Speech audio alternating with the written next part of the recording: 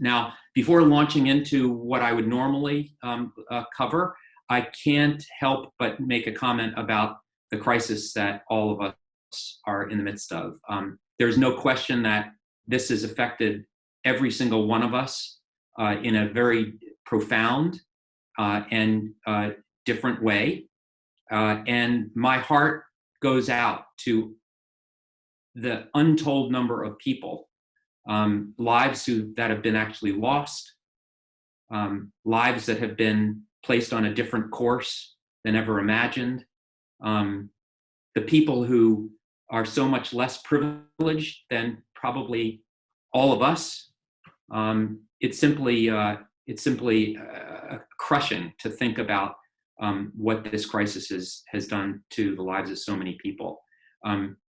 I have been incredibly inspired by the creativity and the passion and the commitment and the hard work of not only our frontline healthcare workers and those all around the world, but also every single sector of UCSF has risen up to the challenge. You name it, and I can tell you a story about amazing work that's been done by the people at UCSF, similar to so many other places around the country and the world. The medical students and all the volunteerism that they've been doing, our scientists who are working very, very hard at coming up with not just effective serological tests, but actual cures.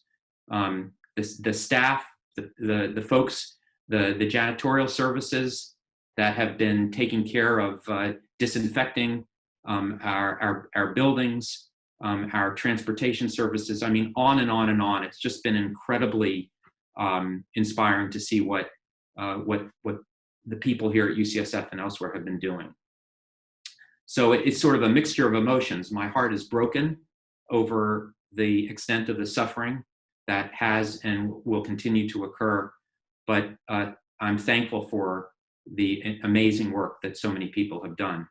I just wanted to add in one more comment. There's been some really interesting writings related to the crisis, and I wanted to highlight one that's I've been thinking a lot about over the last couple of days. And I'm just going to tell you the name of the article. It's called, and you might want to write this down or just remember it. It's called "The Pre-Pandemic Universe Was a Fiction," and it's by Charles Yu, and it was in the Atlantic. So if you Google that, you can come up with it. I think it's a brilliant piece. And essentially what the thesis of the author is that when we think about what we're currently going through, like just the fact that we're having this Zoom meeting for Revisit Weekend, it's tempting to say, or we do say, that this is so unbelievable. It's so unimaginable. Like, how could this possibly be? And what the author says, is actually we've got it all wrong. We're thinking about this being a fiction, that this is something that isn't real. But he says, no, the reality that we experienced before the pandemic, that was the fiction. The fiction was that we thought that human beings had so much control over their destiny that there's no way that something like this pandemic could occur again, even if we know the history of back in the early part of the 20th century and all the other plagues.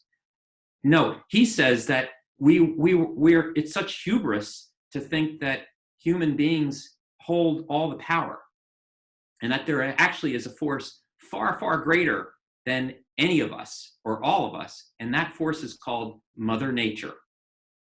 And Mother Nature simply needed to come up with a short strand of RNA that was clever enough to figure out how to find its way all across the planet and kill so many humans and make so many more severely sick. And he's asking, I think, us to think about this as a wake-up call and to maybe develop the humility that we require in order for us to see how interconnected we are as a species across the planet and what our relationship is to Mother Nature. Anyway, I found it quite interesting, sort of flipping things around, and I highly recommend that you check that out.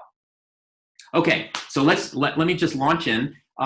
Here's what I'd like to do. I'd like to tell you a little bit about who I am, so you have a bit more of a sense of the perspective that I'm bringing to this mentoring, advising conversation with you. So I'm going to tell you a bit about my story, and then I'd like to make some brief comments on what our hopes are from UCSF regarding you joining our community, and then some advice about making your decision, which of course is the title of the talk.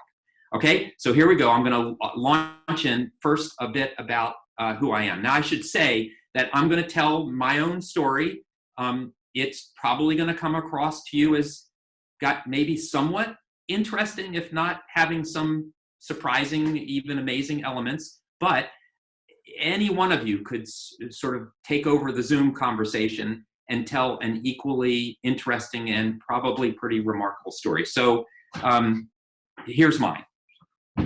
I was born in East Coast in New Jersey, actually born in Baltimore, moved to New Jersey with my parents. I was blessed to have been born into a middle-class family. My parents were originally from Germany. They escaped from the Nazis, met in New York, and raised us, me and my brother and sister. My father was a chemical engineer. My mother was a social worker, and I had pretty much of an idyllic childhood. I had two parents who stayed together, loved their children, and there was a mantra. There was one clear message at our home, and that was that our job as children in the Lowenstein family was to take advantage of our education. That was the expectation from both of my parents, and they were quite clear about that. I went to public schools, was interested in a variety of things, soccer and relationships and other kind of crazy things as a teenager. But I did pay attention in school, and I had a biology teacher, Mr. B. Muller, who I just adored. In fact, he's had an enormous impact on me as a teacher. And Mr. B. Muller used to come by my desk, it seemed like every month or so, and he'd look at me and he said, "Dan, you have to go into the health professions. This is something I really think you'd enjoy." And I'd smile and I'd say, "Sure, Mr. B, I'll think about it." But what he didn't realize, and I just didn't have the guts to tell him, is like there was no way in hell that I was going to have anything to do with healthcare, medicine, or anything. And that's because when I was, eighth grader, I was playing on my soccer team, and I went up for a header and fell the wrong way, and I hurt my ankle, and I went home and complained at dinner, and my mom said, "Look, let's go to the hospital." And we went to the local hospital, and I think I have this memory correct. What I recall is the doctor came out of the emergency room into the hallway, holding up the X-ray films of my leg, and he laughed as he said, "Looks like that's the end of your soccer season." And I was so crestfallen by that. I couldn't believe it, that he was without any compassion, without any empathy at all. And I decided right there, I'm never going to go into a hospital again if I can help it. So I went through high school, enjoyed biology, but again, it was mostly playing soccer and doing other things. And if we would have been friends in high school and you would have asked me, "Dan, what are you thinking about doing with your career?" I would have fumbled around for a bit and eventually said, "I think I'd like to be a wilderness guide." And the reason for that was I'd fallen in love with the outdoors. My best friend, Tim Miner, who lives in New Hampshire, he and I became really, really close friends over the years. And I became, very, very enamored by the outdoors. And that's really what I decided to do. So, of course, I applied for college and went to the University of Colorado. And for obvious reasons, they definitely have beautiful mountains out there and wilderness and skiing, which I also enjoyed. And I majored in math. And you might ask, why did I major in math? And the answer to that was no afternoon labs. Didn't have to do anything in the afternoon related to school, which allowed me a lot of time to get up in the mountains. So did that, graduated, and then applied for a graduate program, a master's program at Penn State, which was called at the time Man-Environment Relations. And this was an opportunity for me to learn more about psychology and sociology as it applies to people and the environment. And my thinking was that I would explore wilderness education, similar to like Outward Bound programs, as something to pursue. I ended up deferring for a year because I decided I wanted to spend a year traveling around the world, which I did. I worked for a summer to make some money, and at the end of the summer, said goodbye to my parents. I said, I love you guys. I'll be back in a year. I'm going to keep going east until I come home again. And that year arguably was the most important year of education of my entire life. I had never traveled through Asia before, so I spent some time in Europe, made my way overland from Turkey all the way to India. At the time, you could go through Iran and Afghanistan over the Khyber Pass through Pakistan. I spent time in India, up in Nepal, met a friend, and spent some time in Japan, and eventually came home.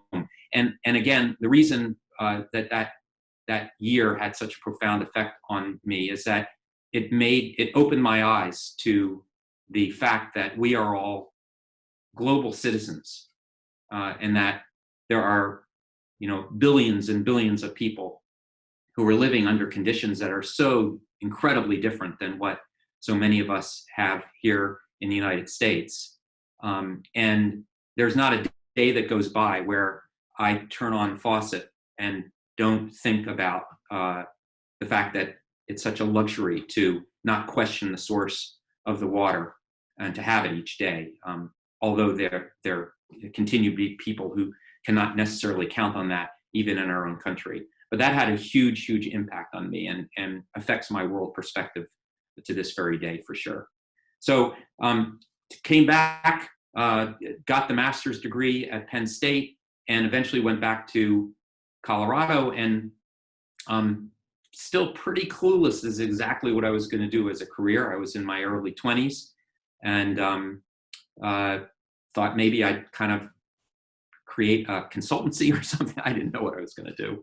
But fortunately, my friends and I decided to come up with something that would be a nice alternative to work for me anyway, which was we started planning a major climbing expedition through Central and South America. And so along with my friend Tim in New Hampshire and some buddies from Denver, we started planning this trip. And one night we were sitting around drinking some beers, and we were looking over the maps and the equipment list, and someone in the group said, we really probably should do something about our expertise in first aid. And we looked around at one another, and they all volunteered me to take an EMT course, emergency medical technician course. I imagine some of you are EMTs, so you know what I'm talking about. And so they volunteered me because I actually literally was the only one who had time because I didn't have a job. So I took this 6-week EMT course that was held in Denver. And I have 2 flashbulb memories of the course. And flashbulb memories are those intense memories that we capture forever because of the emotional connection of the moment, like remembering what happened during 9/11. And for me, those 2 were, the first was about the 3rd day of the course. And we were sitting there, and the paramedic, an ambulance driver, paramedic, was one of our teachers. And he was teaching us about the physiology of respiration. And he had drawn on the board, on the blackboard, a cross-section of the human thorax with the diaphragm, the lungs, the bronchi, the trachea, the oropharynx. And he proceeded to explain how it is that we take in a breath. Now, mind you, I had taken Mr. B. Muller's high school biology. I had taken 1 biology course at Boulder because I had assiduously avoided any pre-med courses, of course. And if you would have asked me then, Dan, how exactly do we breathe? I actually had no idea. I probably would have made up something like, I don't know, there's like this motor down there or something that spins something that sucks in air. I had no idea what it was. So when the paramedic proceeded to explain that when we take in a breath, that the diaphragm flattens and the intercostal muscles between the ribs contract in a way that the thorax expands. And because of that, there is an expansion of the volume within the chest. And with that expansion, there's a decrease in pressure. And now a pressure differential between the base of the lungs and the outside atmosphere, that air now passively moves from the outside to the interior of the lungs. And when he said that, there was something that was so beautiful and elegant and mysterious that something changed inside me. I couldn't tell what it was, but something changed. The second event was about the fourth week into the course, and we were assigned to go to the emergency room at Denver General Hospital and do 2 6-hour shifts. So I was pretty freaked out about this, but they gave me the scrubs and I put them on, and they brought me into the emergency room, and they said, okay, why don't you stand over there in some corner and just observe. So I was standing there watching. There was all kinds of commotion, people doing all kinds of stuff that I didn't understand. And there was this one doctor who was wearing a white coat. He was leaning over a patient, and he looked over at me and he said, hey, come over here. I want to show you something. So I nervously walked over, and it turns out he was working on this old lady. She had at home, she had tripped and she had fallen and gotten a really deep laceration in her forearm, very deep, on the edge of a glass coffee table. And he had already given her a local anesthetic, so she was in no discomfort at all. And he was proceeding to do some kind of stitching. And he said, hey, I check this out. He took some forceps and he held to the edge of the flap, this big flap wound, and he pulled them back and had her move her fingers. And I saw her tendons move in her forearm, her tendons. And I decided then and there to become an ambulance driver. Now, usually when I say this in an open room, a lot of people start laughing. So I'm going to assume that at least a couple of you are chuckling. Because, yes, thank you. From Francisco, LOL, great, thank you. So yeah, you might be laughing when I say this the way I just said. But the thing is, like, I'm really serious. Like, I decided then and there that I had figured out what my destiny was, and that I was, in fact, going to become a healthcare worker, and I was going to drive ambulances around Denver. It was like, boom, I know what I'm going to do. And so from then on, we started the climbing expedition. It took about 3 months, and I had a lot of time to think. And over the course of that time, I talked to Tim, my friend, and just sort of tossed things around in my mind. And by the end of the trip, I figured, you know what? I mean, I don't know if I actually have the ability to do it, and it seems so hard to accomplish, but I'm going to try to become a doctor. In fact, I got to become a doctor. That's what I decided. So at the end of the climb, I took an extra month and went down to La Paz, Bolivia, and was able to get a volunteer job at el Hospital General, the general hospital in La Paz. And the people there were so kind. They let me essentially experience medicine. I spent some time in the emergency room, saw my first surgery, went on rounds with the doctors. And by the end of that month, there was absolutely no question in my mind that this is what I wanted to do. I was on fire. So I went back to the States, sort of organized myself to figure out how to get into medical school, had to go and take, all those pre-med courses that I had avoided. Ended up doing that up in Canada, actually on Vancouver Island in Victoria. Some people might ask, why did I do it in Canada? Canadian girl. I was chasing after a Canadian girl. So it turns out I didn't get the girl, but I got really, really good grades. Because I mean, I just knew that I needed to do it. And between the experiences I had during college, the travel around the world, just how clear it was that this is what I needed to do with my life, and not screwing up. Remember what my parents had said about education. My grade point at Boulder was far from perfect, but it was pretty darn good. That plus doing real well in pre-med and having some wonderful mentors along the way opened the doors for me to go to medical school. And I was fortunate to get into a bunch of different medical schools. The truth is, I got into both UCSF, Washington, and St. Louis, which I really, really liked a lot, and Harvard. That was ultimately my choices, and I had a hard time deciding between them. In retrospect, knowing everything I know now, I should have gone to UCSF, but I ended up going to Harvard. And the reason I went to Harvard is, and I talked with my dad and mom, and I decided I'd never been to a private institution before, and it would be worth going. And I don't have any regrets about going to Harvard. It was a very good education. As I'll get to in a moment, I don't think it was any better than what I would have got at UCSF. But I'm really glad I did end up going, because it turns out in my first year physiology course, there was a woman sitting about 5 rows in front of me who ended up being my wife. So Milo is her name. Milo and I met in medical school, and when it came time for residency, she was strongly in favor of us applying to programs at UCSF, because she's from the Bay Area, and the 4 years in Boston was enough for her, and we ended up coming here. So that brings me pretty much to the end of my story, because Milo went into internal medicine, I went into neurology, and pretty much been here ever since. Have had a little bit of sojourns along the way, but I've been part of the UCSF community now for, more than 35 years. And my interest in neurology just developed during medical school.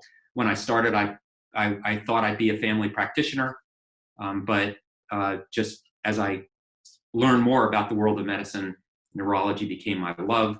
I've devoted my career to taking care of patients with epilepsy and doing research in epilepsy, and have become a professor, and like Dr. Wofsy, I'm a sort of part of the fabric of the school and the university. So there you go. That's my story. I hope there was some interest in parts of it to you, but I suppose the main reason I want you to know this is 2 main reasons. One, as I said at the beginning, to give you an idea of the perspective that I bring to coming into medicine, and to also really emphasize that each one of us has, our own unique and, I think, in many ways remarkable path. And I suppose, despite the lack of direction that I had for so many years, it seems like things have kind of turned out okay for me. So there you go. All right. That's a bit about my background. Now, the second thing I'd like to talk about is what our hopes are for you. You've heard this from Dr. Wofsy already earlier in the week, and I'm sure the faculty and staff that you've interacted with have conveyed just how much we wish for you to thrive in your career in medicine. And of course, we hope that you come to UCSF, because I don't think there's any question it will be a good match for you. Probably. We'll come to that topic in a minute.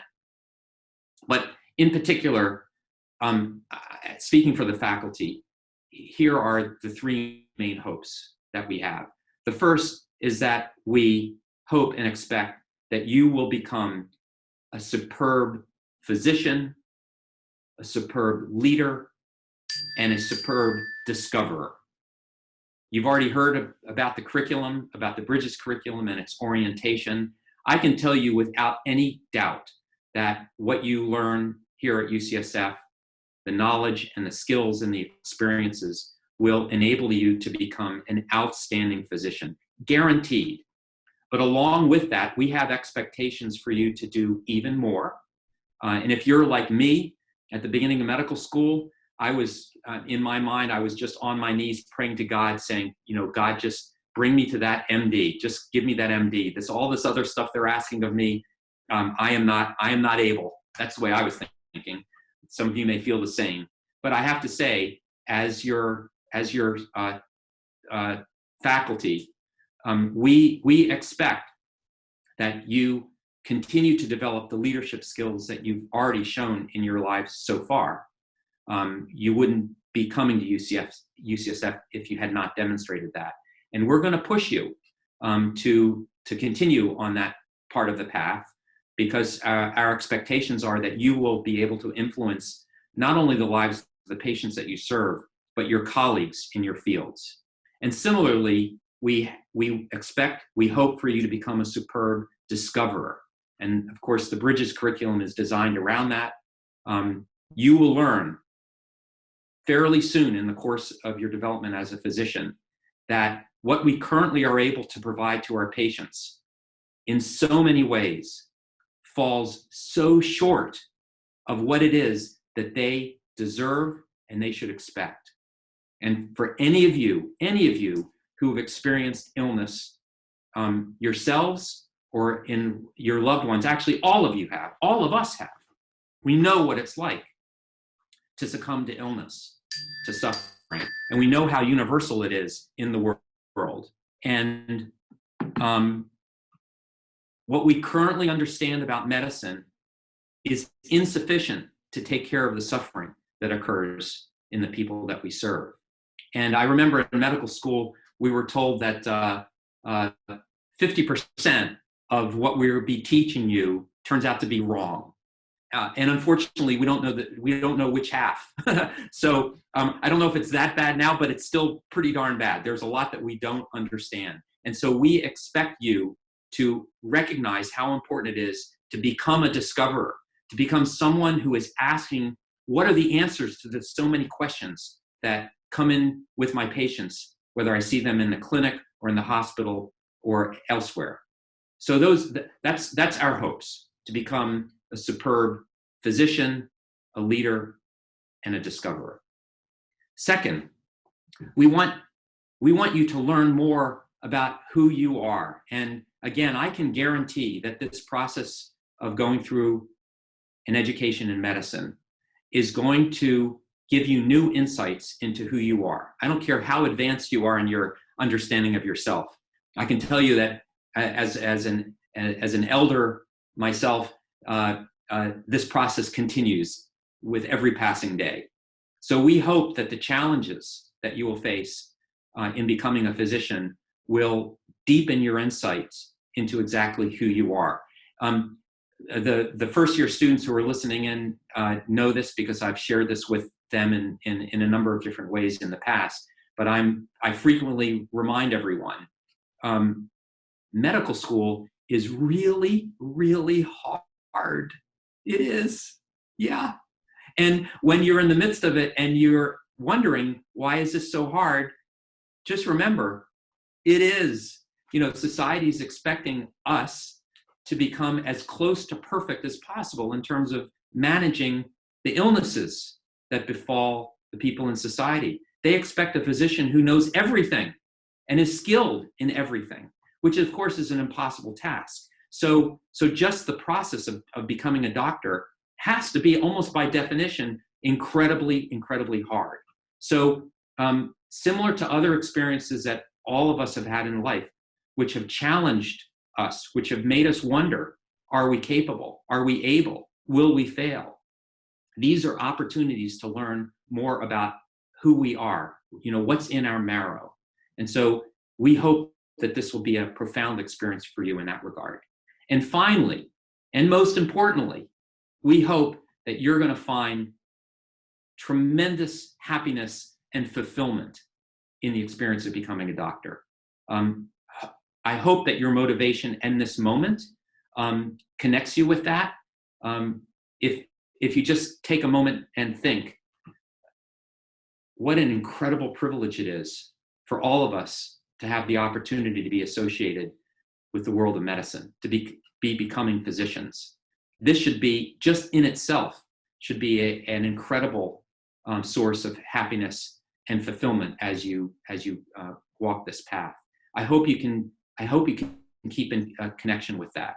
I can say, and I know I speak for Dr. Wafsi and my other colleagues, that despite all the hardships that we've encountered in becoming a physician and following, that the core aspect that has allowed us to make it through this is never, ever losing sight of the privilege it is to be someone who could minister to people who are suffering in being a physician.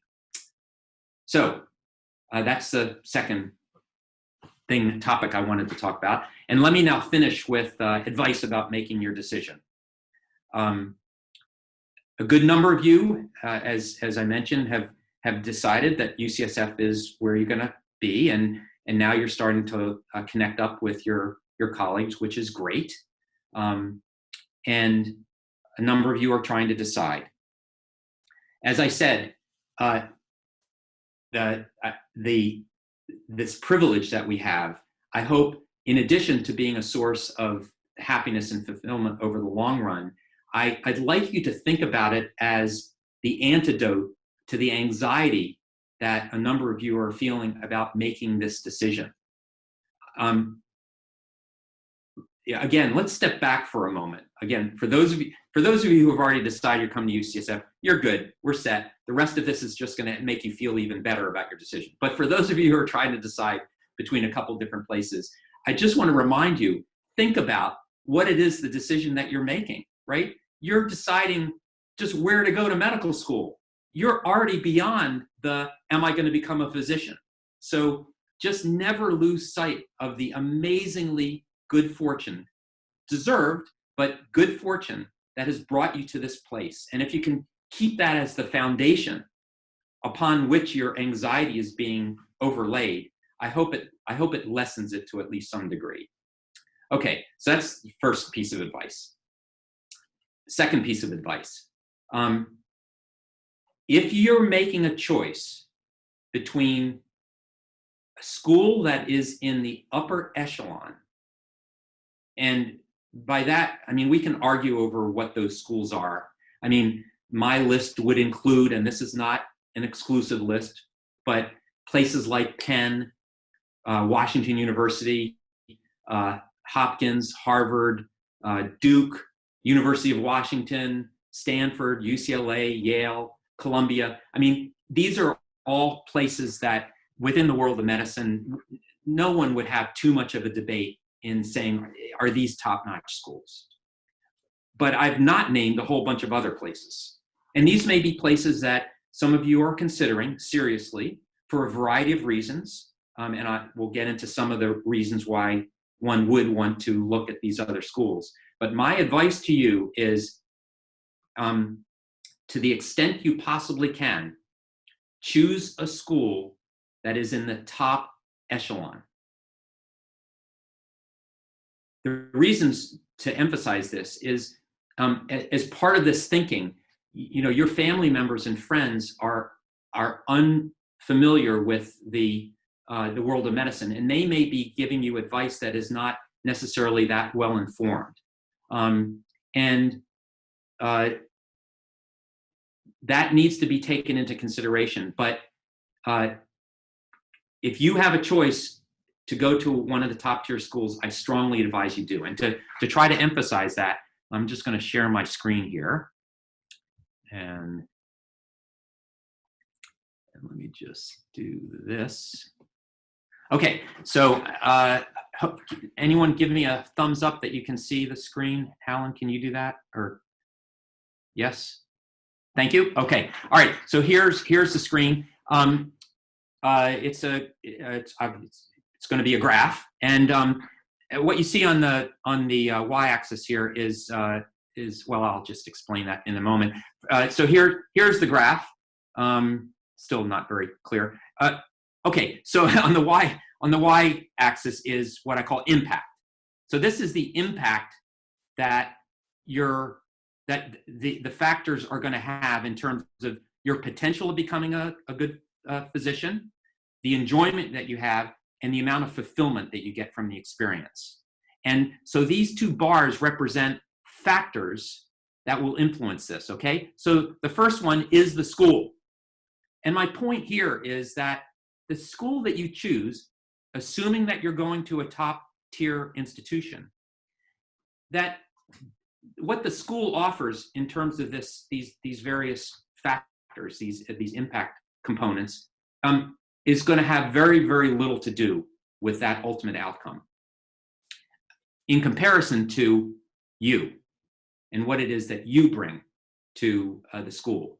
The thing is, if you try to dissect apart what the difference is between the curriculum at Stanford or Harvard or Hopkins or UCLA to UCSF, you can spend all the time you want, but I'm telling you, it's not going to make hardly any difference at all. Now, some of the other faculty will argue with me about this, and maybe I'm not emphasizing the particular value of a very unique curriculum like Bridges. It is a great curriculum, but there are great curriculums at a whole number of other medical schools. And my point is that is not going to be a major determinant of your outcome in medical school. But what is far, far more important is you and what you bring, what your desires are, what your background is, what it is that you want to have as part of the experience of living in a particular part of the country, being in a certain social environment, a political environment, and so forth. These factors are far, far more important. The other thing about a top echelon school is shown in this graph, which also at the moment should look somewhat mysterious, but you can see that there is a one-to-one correlation between two factors, and along the x-axis is Q sub S. That's the quality of the school that you go to. Q sub R is the quality of the residency that you go to, and that there is a very, very strong correlation between the subsequent path that you can take in training in terms of the school that you go to and the residency program. And if you haven't heard it already, places like UCSF and our counterparts have incredibly good track records in sending their students off to many of the very best residency programs in the country. And for those students who go to second-tier schools, as good as they may be, the competition is simply much greater. So those are the main reasons why I emphasize and strongly advise that you choose a school in the top echelon if you possibly can. So let me just stop sharing here for a moment. Great. And then finally, I just want to touch on what I consider to be the most important factors that are related to what you bring. And those are things like I've already mentioned, geography. There may be parts of the country that you just simply feel more comfortable in. And, I'm semi-joking when I say, if you really, really love snow on the ground for continuous periods of time and it getting dark at 4:30 in the afternoon, San Francisco just isn't the best place for you to come. There are other choices. Extracurricular activities, depending on what you like. If you love the outdoors, there are a whole bunch of different places around the country that are spectacular. The Bay Area certainly is one of them. But you may enjoy other aspects. You may really enjoy historical venues, which are more prevalent on the East Coast and the West Coast. Perfectly legitimate, but those should be taken into account. There's also a difference in culture. I think we've seen that play out with the pandemic, where there are certain parts of the country that, in large part because of the culture, have been able to do better than others. And I would count the Bay Area as one of those. I think because of our liberal tendencies and maybe a slight more inclination to socialistic type of practices, the city and the county and the state have pretty much been in front of the curve. And this would be compared to, say, some of the more conservative regions of the country and the attitudes that the culture brings, and that actually then translate into the decisions that have been made. This is also important. We all have different sort of sense of the importance of tradition, and this actually manifests as the public versus private institution component. There are people who really feel a comfort in institutions that have a very, very long and distinguished history. UCSF actually doesn't really have that too much. I mean, there's plenty that we're proud of, but it wasn't until the 1970s actually that we actually emerged as a premier institution. And our history includes our remarkable response to the AIDS epidemic and many other public health challenges. But there are some people who really love the idea of being in a public institution. I certainly do, and I think all of us here are really, really proud of being at a public university. But there are others who may not find it as comfortable, and that's an important thing to be aware of. Cost, a huge factor, and I won't even attempt to try and describe what the differences are for all of you with regard to how cost fits in. This is no surprise with Dr. Wafsi and Dr. Lucy and Dr. King and others. This is something that we are constantly discussing and working on, and we realize that it's an enormous challenge for anyone entering medical school. And there are real differences between some of the opportunities that you are facing here versus other places. And I respect those decisions that you have to make. That being said, I think it's fair to say that it's really, really difficult to wrap your mind around what the long-term impact is going to be of an enormous amount of debt over the course of a career as a physician. Physicians do make a significant amount of money, and so that has to be factored in. But I leave it to you and the people who know you the best, your family and other loved ones, to help you navigate that really, really important decision point. And then finally, proximity to your family and friends. That's incredibly important. For some people, the closer the better. For others, the opposite. whatever that is. But I think that that's very, very important. If being able to spend time on the weekends with family is an important aspect of your decision, I think that should definitely factor into your ultimate choice. So with that, one second. I'm picking up some singing. What? I don't care, long as Golden Gate is near, all my worries disappear, and you're making me feel like I'm gonna learn about the body.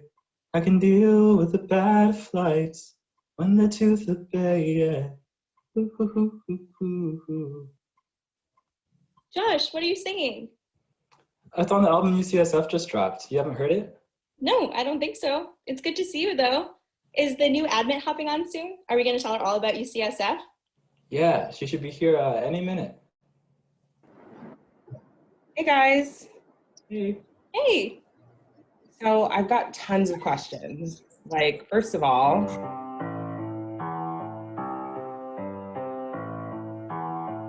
why am I so crazy till I gotta pick a place? Woo! I just took an MCAT test. Turns out I'm 100% that kid. Even when I'm crying, honestly, I got tough decisions. That's the human in me. Bling bling, then I solve them. That's the student in me. At first it was real hard. I was non-committal, not ready for a 1.5-year preclinical. But students on the wards, yeah, they're loving rotations. Here's your 6 I've trained and skilled clinicians. Why am I so great till I gotta pick a place? Will I sit in here, say it straight to my face? Your best friend sit me down in the lecture hall. Tell me we have donor runs, PTP, and group small. Fresh photos in my new white coat. New home with the best and brightest. Truth is, UCSF is home to the nicest. Bum bum be dum bum be. It's like a try to break my heart. Oh, it breaks my heart that anyone thought it wouldn't be UCSF from the start. Hey, I'm glad you're happy where you're at, but do you have a 34 anatomy lab? I will always, always, always be in love with my class. I put my study guides on Slack because we learn communally. That's a fact. So you can tell your friends, shoot your shot at other med schools. It's okay, I'll succeed here, we got all the tools. Okay, the med school's great. What about the whole? And our professional classmates. Everyone here invest in the community. Volunteer, protest, and make a difference, stand for unity. White coats on, everybody organized. Basic life support on organ training, saving lives. UCSF gives back and we like it. Bum bum dee dum dee. Go ahead, hit us back in a minute. Our Anki streams of fire and we're streaming. We don't tell lies, we don't do goodbyes. We will see you next year, aye. Go ahead, hit us back in a minute. Class of 24, yeah, you're in it. We don't tell lies, we don't do goodbyes. We will see you next year, aye. Med school's pretty great. When's your pick a place? UCSF wants you. We said it straight to your face. New best friends sit you down in lecture hall. Tell you we have donor runs, ortho calling this cute dog. Photos in your new white coat. New home with the best and the brightest. Truth is, UCSF's home to the nicest. Bum bum bum bum bum with the best and brightest. Home to the nicest. Home to the nicest.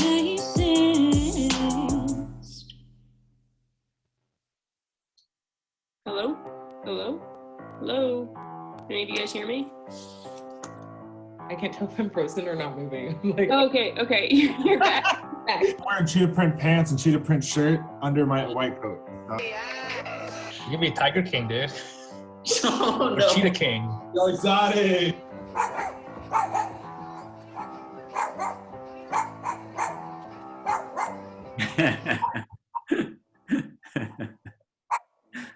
August. Nolan, say hi. Nolan, look I at live me. to have my great. Oh, Oh, I'm playing it. I'm like, why won't you stop playing it? Oh, God. Oh, my goodness. That was so great. Thank you. And I'm seeing all the shout outs from the MS1s. Oh, bless you. That was fantastic. Well, with that, and by the way, I hadn't seen that until just now, so this is all real. Thank you, guys. Well, with that, I'll bring this to a close and just want to make some final points. The first is congratulations to every single one of you. Congratulations for the remarkable journey you've taken in your life to bring you to this amazing point. A dream, I'm sure, for all of you. A dream come true to have the opportunity to become a doctor. Second, welcome to the profession. You are now in the world of medicine, and you have become our colleagues, and we look forward to a great experience with you in your training over the coming years. And finally, in terms of making that final decision, for those of you who are still struggling, I hope you remember what I said, that this is all happening on this platform of great privilege that you now have to become a physician. And I hope that you will follow your heart. My final wish is that you experience what I know Dr. Wafsi and so many of others have had in having a career in medicine. And that is, I told you before my story that once I finished that experience in L'Hospital General, I knew deep in my heart that this is what I've wanted to do. This is what I've wanted to do in my life. But somewhere along the way, not yet for you, because it's going to take going through medical school and actually beginning to experience what it's like to be a full-fledged physician. At some point along that time, I hope that you experience what I experienced, which is not only is this what I've wanted to do in my life, this is what I was meant to do in my life. So with that, I'll close and turn it over to Dr. Wofsy. And again, I can't fully express the gratitude that I have for all of your participating in these events and your willingness to consider UCSF. Thank you, and best of luck. I'll see you soon.